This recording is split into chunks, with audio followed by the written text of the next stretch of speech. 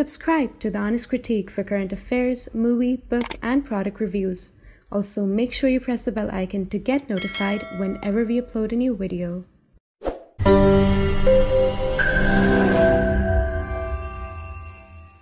The views, information, or opinions expressed during the video series are solely those of the individuals and do not necessarily represent those of The Honest Critique and its employees.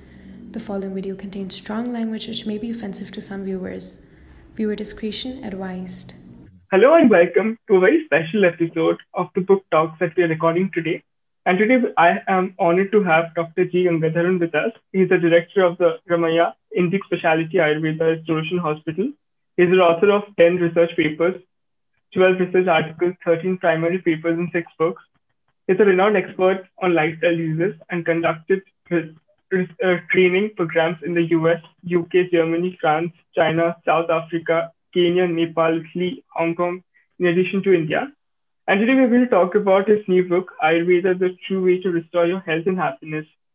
Thank you so much, sir, for taking your time and being on the show. Thank you. I am so happy to be with you, and especially to talk on my book. Yes. So, sir, before we start talking about the book, I remember reading in the introduction of your book that I have seen a lot of people regard Ayurveda as an alternative medicine. And you've written in the first line itself that if a treatment helps a patient, it's medicinal. If it doesn't, it's not medicinal in nature. And so can you talk a little bit about what is Ayurveda first, and where does it origin? And why is it considered as a alternative treatment and not a primary treatment for a lot of people? Yeah, that is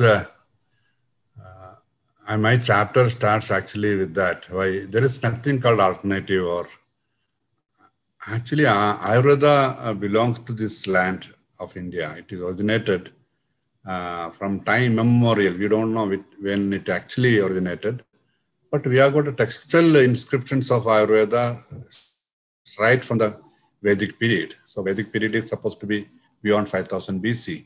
And first written document on Ayurveda, which is in the classical form of Ayurveda, is something around 2000, 3000 BC. And Sushruta and Charaka, two exponents of Ayurveda, said to be the great stalwarts of Ayurveda, first codified this knowledge, which are spread among the people and community and society, got into the textual form during that period. So we can safely say that Ayurveda is at least 5000 years old. I don't think there is any scientific traditions in the world which can boast this kind of a history behind it. And this 5000 years is also an unbroken history. It was not a single time in the history of India where this Ayurveda is not in the practice. So it is there. Unfortunately, last 300 to 400 years, when we were dominated by foreign political forces, we have been brainwashed to think that our system is little lower or slower or weaker than the mainstream allopathic system. Allopathic system is not more than 200, 300 years old. When I respect allopathy for its quick action, its emergency handling, and so many contributions it has made, there's no reason to think that Ayurveda is alternative at all. It's only a mindset being created by our Western ethnocentric worldview. So Ayurveda is the original system of this land, which was not in the limelight due to various political and social reasons rather than its own rigor or scientific acumen.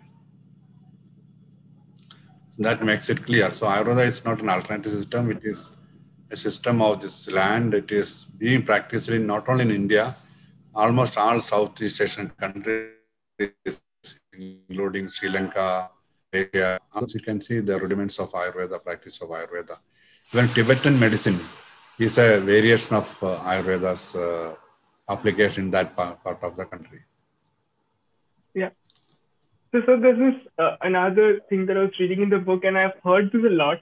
A lot of people who are very cynical about Ayurvedic medicine complain about this, that it is slow. And I think you also mentioned this right while you're speaking, that it unlike the allopathy medicine, it takes its time, and it doesn't have cure for the new disease. For example, a virus comes, it doesn't have the cure for that. So you have to go through the allopathic route of using a vaccine or probably waiting for a few more years to get a medicine for that. So who should use Ayurveda? See, it is a comparison of Ayurveda as quickness or slowness is not based on any scientific study or scientific observation. It has just made some kind of an observation, and the kind of diseases which are not scientifically evaluated. For example, if a condition of running temperature, fever, if you take a paracetamol or a Dolo 650, it comes down immediately. But it's not a cure. It's only blocking, responding to a kind of external problem in the body by elevating your temperature. It's bringing down. After 4 hours, it will come up again. So we don't compare that with an Ayurvedic medicine, which we use to remove the root cause of that condition. The fever gets mitigated from the body slowly. So the slowness is with a reason. And if there is an emergency where they have to bring a 105, there are methods and measures in Ayurveda to bring it down. So what I mean is that these comments are not based on any scientific observation or study. That is some people's perception. It is slow. It is not slow. For example, rheumatoid arthritis, it is an autoimmune condition. If you go to an allopathic method of management, it will take years and years and there is no cure. And people will become more and more crippled after a point of time. Due to medicine, your liver get damaged, your kidney get damaged, and you will become like a vegetable after some time. There is no cure. And if Ayurveda, if you take comparison with that, it will correct the autoimmune conditions, bring back the lost balance. It will do the actual true restoration of the lost balance of the body, and it will become all right. So in that condition, Ayurveda is faster than Allopathy, I should say. It depends upon what is what. And as I said in my book many times, that the whole Ayurveda is not fully explored. What you see as Ayurveda today is only 10% of Ayurveda, and 90% of Ayurveda. It is very important to do studies. So I have mentioned in my book in the last chapter, The Future, that we need to have institutions to take up this kind of studies and come with actual rigorous outcome of this kind of studies. So it's not slow or fast. Slow is a perception, and depending upon the disease. For example, chronic diseases like psoriasis, Ayurveda has got a better management strategy and a better outcome. Whereas if you go to other systems, there can be a lot of issues and it will become more time, takes more time, and the outcomes are not as good as we say in Ayurveda. And most important thing is that many of the medicine which you take long time, it affects your liver and kidney, and almost all the diseases have the damage of liver and the kidneys. Whereas Ayurveda does not do that. We bring back the lost balance by correcting body's internal environment and correcting body's capacity, the innate immunity being captured and corrected and bring back to action. In the second chapter of the book, you mentioned about, I think the chapter is called The Whole Plant, the Whole Person. And you have mentioned this innate connection between the nature and the body, and how a lot of Ayurvedic medicines comes from nature. And as I can understand from reading it, the nature is one of the best healers.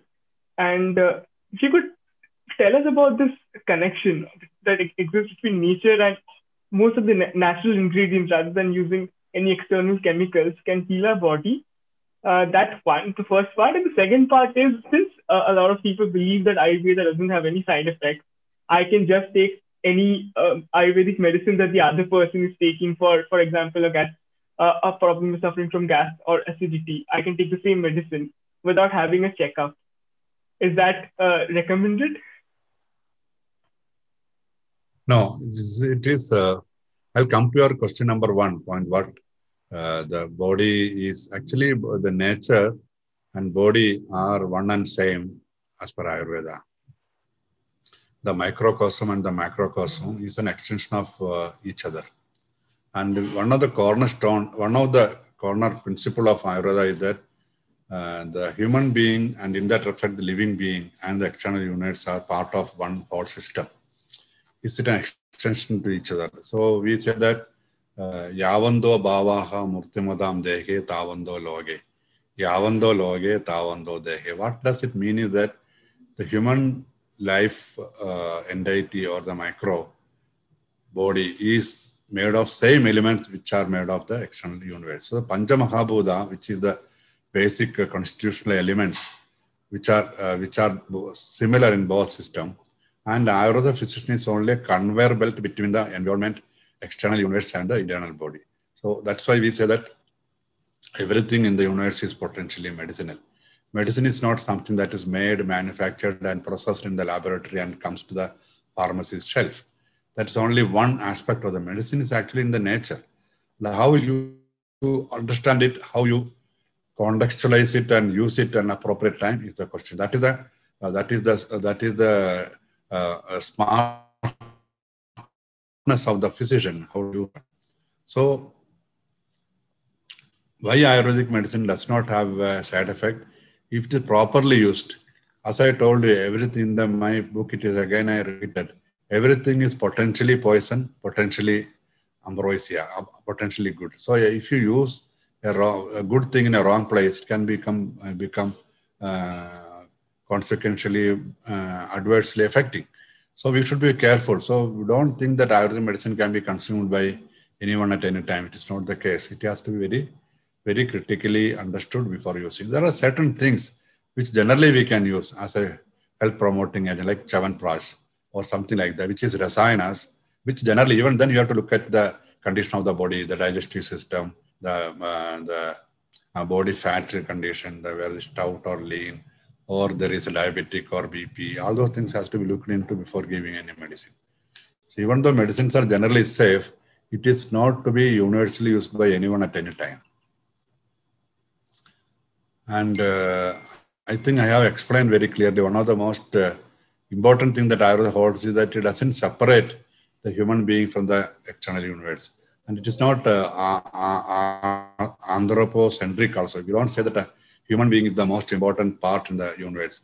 We are only one of the insignificant components of the whole universe, the main ingredient of the universal materials.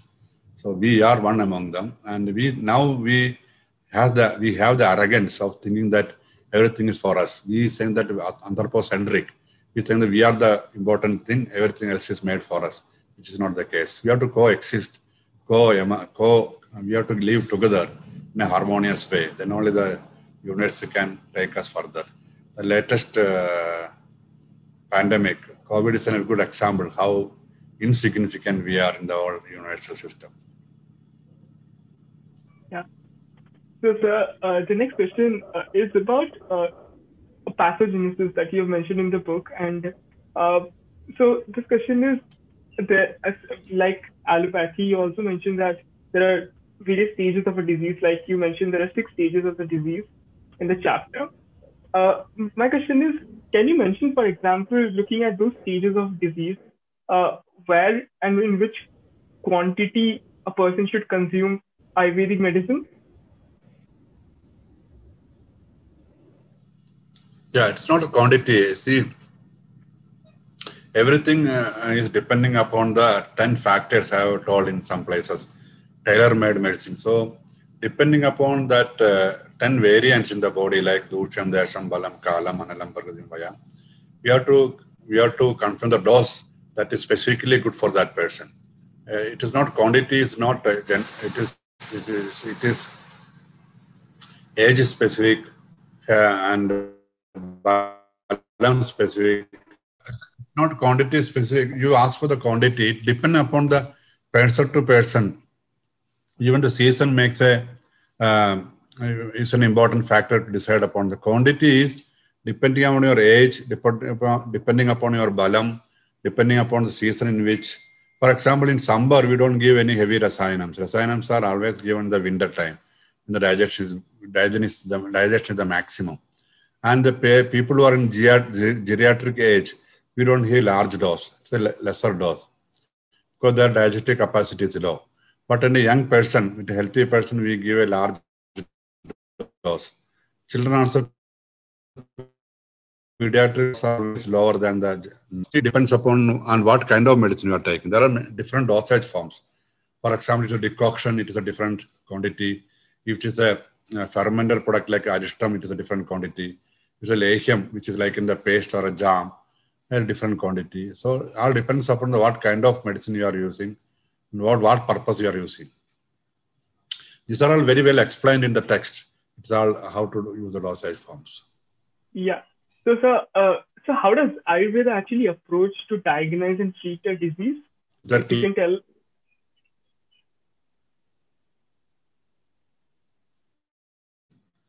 Yeah, I have devoted one chapter is on pathogenesis. So how Ayurveda diagnose? There are two factors. One is to understanding the disease, and one is understanding the person in which the disease has expressed.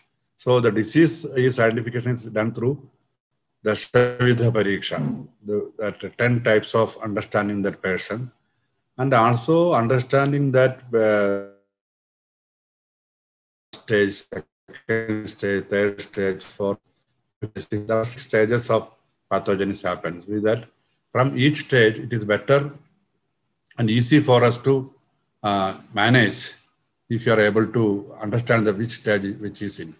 And we have each diseases are understood from the imbalance that makes in the doshas in the body. So first of all, we look at what is the dosha imbalance in the body and which part of the body is affected by dosha imbalance and what is the root of happening that. So we say that Nidanam, Purarubam, Rubam, Upasham, Samprapti. These are the 5 stages or 5 aspects or 5 branches of investigation in which Ayurveda understand the disease in the body. So these are the tools we use. So for that we use pulse diagnosis, we use that Nadi Pariksha, we use that tongue Pariksha, Nadi, Mutra, Malanjikva, Shabdam, Sparsham, Dirghagradi. All these tools are being used by physician according to his or her orientation of the diagnostic tools. So in like any other system, Ayurveda also use both subjective and objective parameters to understand the disease. Yes, sir. And it is very unique in Ayurveda. You don't see in any other science of healing where a disease spread in the body is observed from the first initial stage when it is in nucleus form in a part of the body. From there, the second stage, what are symptoms, third stage, what are symptoms, fourth stage. And it says that even if it reaches 5th and 6th stage, it is almost incurable. So don't even try to give any kind of hope to the patient or the relatives. So what is the patient comes to in the first 3 stages, it will be amicable by a physician to treat. So what it shows that how rigorously it has understood a disease, the paraphernalia of disease which creates in the body and management system is created around that. Yes, sir.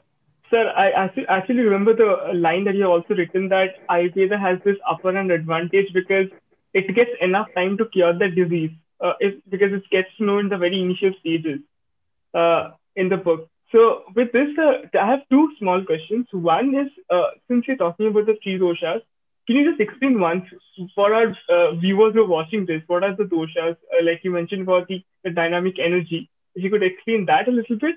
And the second is, so since you're seeing that, it is easily detectable, some of those diseases.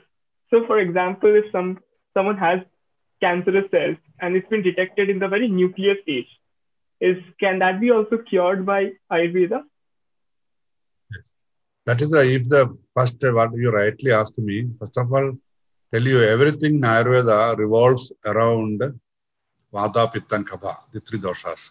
These Vata, Pitta, Kapha are the functional units of the body, which controls everything in the body from movement to metabolism to cohesion to tissue formation. Everything is controlled by 3 factors.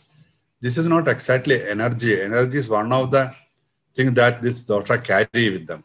So because it's a dravya, it is substance, which is pervading all over the body. Even each cell has got these 3 doshas. Each molecule in the body has got 3 doshas. But 3 doshas cannot be put in a test tube and shown to you. The dosha is a functional unit. Whereas structural units of the body are the 7 tissues, which make the body's physical structure. So every disease is a combination of this dosha and dhatu, that is tissues and the doshas, how they interact.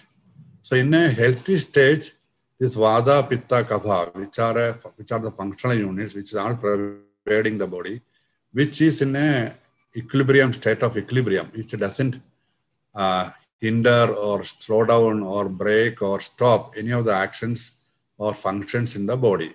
That is what is the ideal situation. That's what we are looking for. That is the state of health. So when there is a deviation from that, the disease starts. So that is where we have to look at it, how it happens. It can happen through external organism. It can happen through external trauma. It can also happen mainly through the food that you ingest and which is not completely metabolized, the wrong kind of food taken, wrong way of taking food, wrong combinations of food, and wrong lifestyles, wrong deeds, even also mental things like stress and anxiety, and also the shadribus, the enemies of mind like the raga, desire, dvesha, kind of enmity. All those things can cause aberrations. All these aberrations can cause physical expressions in the body in the form of diseases. So when Ayurveda can understand if it is starting point, it says that how it can be corrected. For example, any kind of morbid condition like diabetes. Diabetes is not a disease that comes in the one fine morning. It would have accumulated the doshas in the body, the toxin in the body for over 5 to 6 years.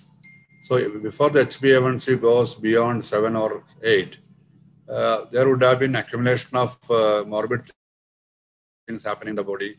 There are some 11 symptoms told in Ayurveda to look for. For example, one of the earlier symptoms is of onset of diabetes in the body is cessation of sweating. So if you know that a person who used to sweat profusely, suddenly feels that or she feels that sweating has come down, you should understand there is something called ama is getting accumulated. Some toxin is getting accumulated. It can either become a rheumatoid arthritis after some time. It can also become a diabetes after some time. It can become a kind of cancer also after some time. So if you're able to stop it there by appropriate methods of cleansing that microchannels, cleaning the body and improving her digestive mechanism, make sure that his metabolism is optimum, intact, then this can be further stopped. It may not spread to the next stages. So Ayurveda gives utmost importance to basic maintenance of health. So the Ritucharya, the Dinacharya, and the Sadvrata, and the yogic practices, Rasayana Chikitsa, all those things are part of Ayurveda's preventive and promotive measures, which I have been explaining in my book in different chapters. So the early detection, Ayurveda stands a great stand apart because we have the tools to understand the first stage of any disease in the body. Or I should say when the body is getting deviated from its national status of restoration, equilibrium, and how it can be restored. So all signs of Ayurveda healing is the restoration. That's why we say Ayurveda hospitals are restoration hospitals, because it brings back the lost equilibrium in the body back to the dynamic stage again. Yeah. So, sir, my next question is, since you're mentioning about the intestinal health as well, this is one thing that I was reading your book, and I also realized that a lot of people have started paying attention to intestinal health right now with a lot of probiotic drinks that comes out about useful microbes that have been spoken about. But still, a lot of people, viewers might not know about the benefits of intestinal health and what Ayurveda can actually benefit them.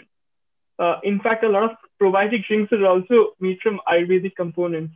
If you could tell us a little bit about intestinal health and why it's so important, and why maintaining intestinal health is about maintaining overall health of the body. Yeah, that is one chapter is that I have got gut, jit and microbiome, I think. That chapter actually talk about intestinal health. See, gut microbiome has become the very important factor in deciding the health status of a person. We no more think that heart or liver or brain the basis of best health. The health is actually decided by the kind of flora that inhabits your large and small intestine, especially large intestine, which has 3 times larger than our body cells, decides your health. So Ayurveda has been giving more importance to food and as well as Panchakarma in that Basti. So I have explained why Basti is so important in chronic disease mitigation. Because Basti is the only method of treatment which gives the medicine through the rectum in a very, very systematic way, which starts from 8 days course, 14 days course, 30 days course, which correct the intestinal flora. The latest understanding of modern science, modern biomedical science is that gut flora decides whether you should be healthy or unhealthy. Even your psychological status is being controlled by the kind of flora you carry in your intestine. So the intestinal flora or the intestinal health has become of a great, most important thing. So the gastrointestinal tract, the largest organ system in the body, is what determines your health. So we have to be very careful what you eat and how you digest that one, what kind of mixture you put into the gut flora, and if it is decreasing the number of flora, it is bringing in more flora which is not acceptable for the body. So these kind of things are very important. And I rather say that how we can control this flora by right kind of food.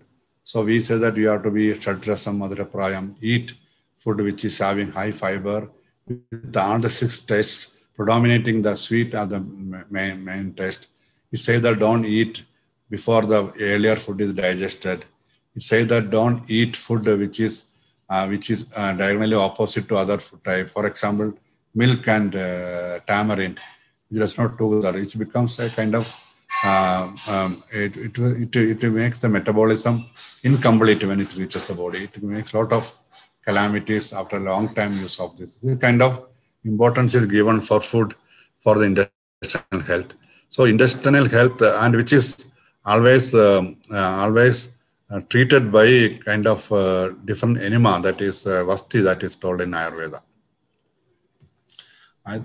One of the reasons why I get surprised sometimes that many of the modern that understanding that we develop about the physiology is well understood thousands of years of Ayurveda, but to the expected outcome. So, for example, this gut flora is the very important thing. Last 1 decade or so, we have been talking, more research is happening, and we are finding out more and more important aspects. Whereas Ayurveda has been telling gut is the most important. And even the Ayurveda Chikitsa is said to be the main Chikitsa is Kaya Chikitsa. Kaya means Agni. Agni means the digestive fire. And it's not only digestion at the gut alone or tissue level. 13 kinds of digestion happens in the body. 13 metabolism points are there in the body. Everything is rooting towards the status of the flora in the gut. Yeah.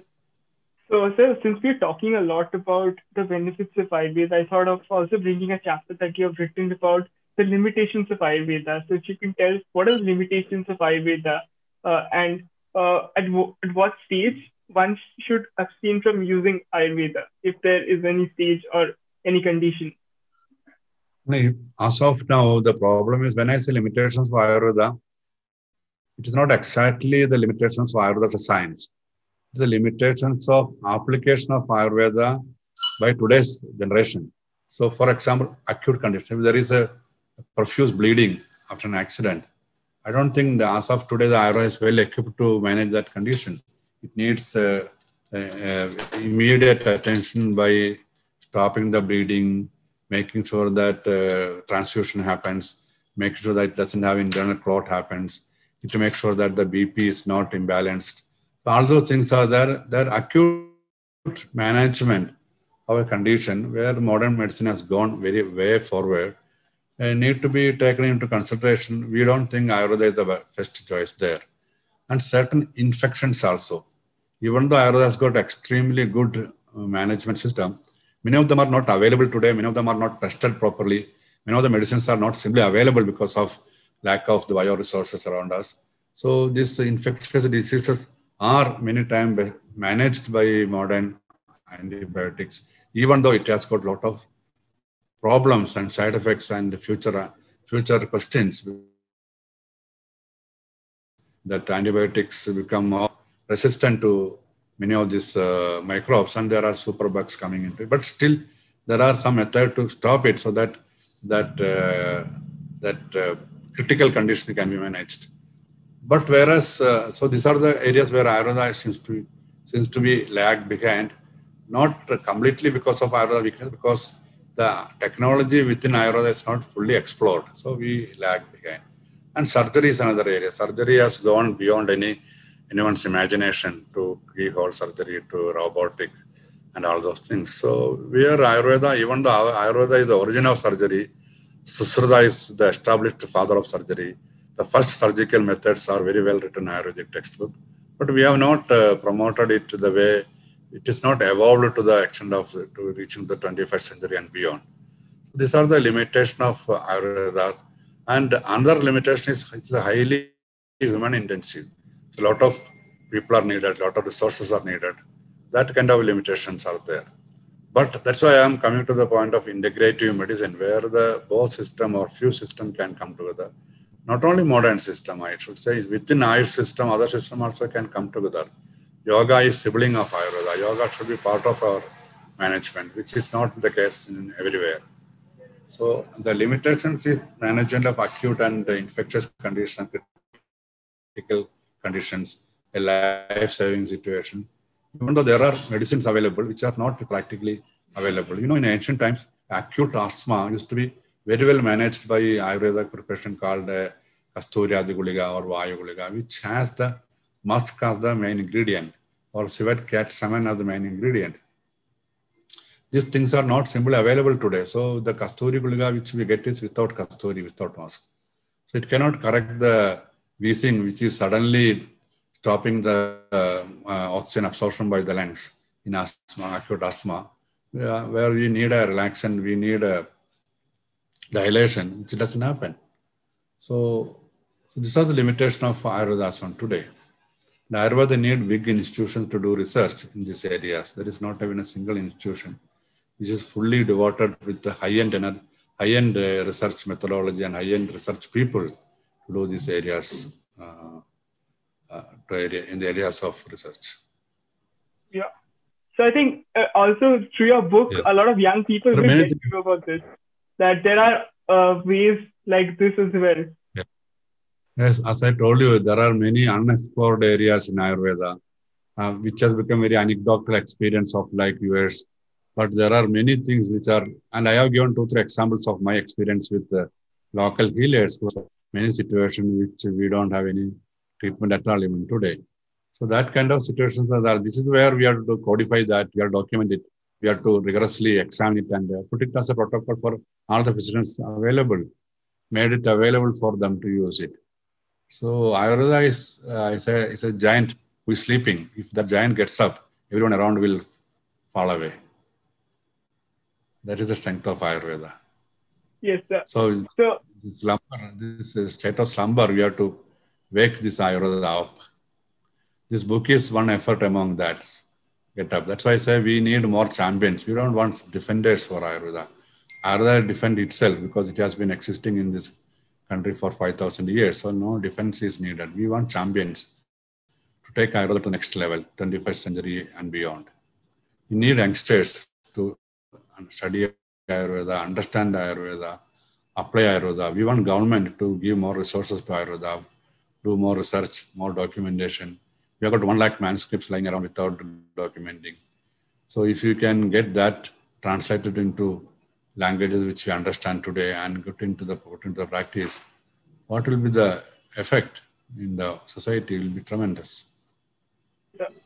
So my last question is, I know this is one question that probably a lot of your patients might have asked you, a lot of people who meet you might have asked you, and especially during the pandemic situation, a lot of people did realize the immunity booster that comes from Ayurveda rather than having vitamin tablets all over.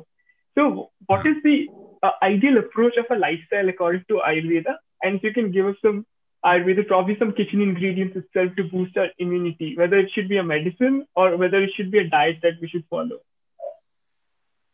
So live in tune with nature is the first thing I would say that. And live in tune with nature when I say that you understand your system, you eat from locally.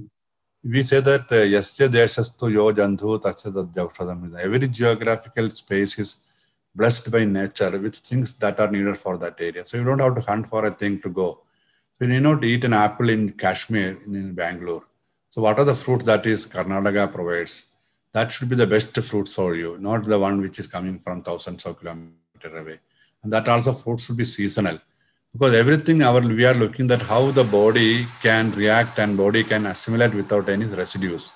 That is all effort. So from getting up in the morning, Brahme Muhurti, going to the bed early, going to the bed, getting up early and eating on time, eating the right quantity. We say that half of the stomach should be filled with solid food. 1/4 should be filled with liquids and 1/4 should be left for gaseous exchange so that the digestion takes place without any problem. That is the starting point of health. If the digestion is proper, other parts of the tissues accumulation will be better. So eat locally, eat right quantity, eat the substance which are not processed too much. One of the big health hazard that we have today is that we are bombarded with processed food. Processed food is the last choice of any health-seeking people. Because processed food means it will have increasing to shelf life. You make the food dead, make the food hollow, make the food dangerous to the health because there is conditioners added, softeners added, coloring agents added, and to keep it stabilizers added, and also added something to keep it long shelf life. So what we call this, all those things. So at least 5 to 6 chemicals are there in each food item you consume when you take a processed food. Starting from biscuits to the cakes and all those things are when it is processed. When it's taken once in a while, which was the case some 50 years back, but if it becomes daily regimen of your food, it will harm your health. So gut is your basis of health. If you are bombarding with things which are not completely assimilable, because all these chemicals which are digested by body cannot be taken by the body. It will eliminate. To elimination, it has to go either to the liver or to the kidneys, and both are overburdened with this consumption, and it completely changes the gut flora's equations. So there are many studies. Even I published one paper recently in Indian Bioscience that the gut flora gets influenced by the type of food you take. So if you want to keep the gut flora with the maximum diversity, with maximum patient-friendly flora, you have to eat more fruits, more cooked vegetables, or more grains. And non-vegetarians are actually harmful for this gut flora. It changes and it minimizes the number of flora also. So I think one way vegetarianism is the best option for a healthy living. Even though Ayurveda talks about non-vegetarian, that is not the best choice. But certain kinds of people who are more active physically or rajasic in things, then they need non-vegetarian, and that also has to be taken in a limited way, in the right way, and the processing of is very important. So take home message should be that take things in moderate. And I will say in one sentence to answer that eat what your grandmother used to eat. Find out what your grandmother used to eat 50 years back. That is the best food suitable for you. That will not harm you in any way. And eat locally, eat moderately, eat on time. Never eat when there is earlier food is not digested fully. And sleep on time, get up on time. Don't compromise on sleep. Sleep is the best healer. Many of the problems today arises because we are not able to get that 7 to 8 hours of sound sleep. And if your diet is not good, sleep also will be hampered. So we say, Ayurveda said, Aharam, Swapnam, and Abrahmajatyam or Brahmajatyam are the three pillars of health. So the right kind of food, right kind of sleep, and right kind of lifestyle. If these three are balanced, Ayurveda says that you can live for 100 years. Sadam Jivama Sarada, Sadam Adhina Syama Sarada. This is what Ayurveda says. Ayurveda guarantees 100 years of healthy life, blissful life, I should say, if you follow the Upadeshas, the advices given in Ayurveda, which is not very difficult and which are enjoyable. People think that if you follow Ayurvedic time, it is very difficult. You have to select only few. No, it's not the case. It gives a very wide variety of things to be chosen. Only things you will be conscious about what you actually need. That kind of intelligence is required. That is what we are following in our society through a informal way of education. We know what is to be eaten. Each mother in the house used to know how to cook in different climate. They are all followed. We use a specific kind of diet in summer, a specific kind of changes in the winter, specific kind of food in the rainy season. A pregnant woman, what is to be eaten, a carrying woman, a feeding woman, or young children, what is to be eaten, elderly people, what is to be. All these things were there in our culture. That is slowly getting eroded. So I have tried to give examples in my work to how to rediscover that and put into our practice. Actually, modernity does not mean that you should leave everything in the past. Actually, application of past experience for the future is the modernity in a contemporary way. This book is an effort to contemporize Ayurveda and remove the myths that is around Ayurveda, and to tell people that how practical Ayurveda is. That is the mission of this book. Yes, sir. And I'm 100% sure that this book will reach a lot of young people and they will understand the ancient science and probably take it up. Probably some of the young people who are probably watching this might take it up as well as a field of education and practice research. But thank you so much, sir, for taking your time and being on the show. It's an honor hosting you. And I'll put the link for your book, Ayurveda, the True Way to Restore Your Health and Happiness. So for anyone who wants to go and buy the book, can buy it online or probably go and buy from the local bookstore. Thank you so much, sir, for taking your time and being on again.